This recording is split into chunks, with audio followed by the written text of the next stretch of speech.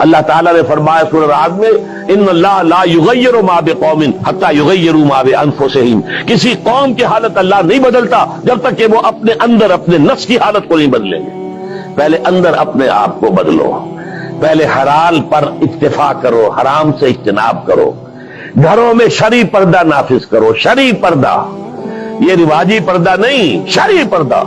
पूछिए उलमा से किस किस से पर्दा है, किस किस के सामने औरत आ सकती है बगैर हिजाब के, कौन है महरम, पूछिए।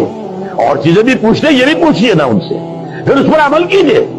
अगर आप अपने घर के अंदर पर्दा नाफिज नहीं करते और शिकवा करते जी बड़ी उरियानी दुनिया में फैल रही है, तो आपको शिकवा करने का हक नहीं। उरियानी है, बेहिजाबी है, बेपर्दगी है, फहाशी है, फैल रही है। क्यों? हमने खुद अपने घरों से पर्दा निकाल दिया। जिसके बाद दो पैसे आ गए, सबसे पहला काम ये किया कि बुर्का उतार दिया। मालूम हुआ कि ये तो गुर्बत की अलामत थी।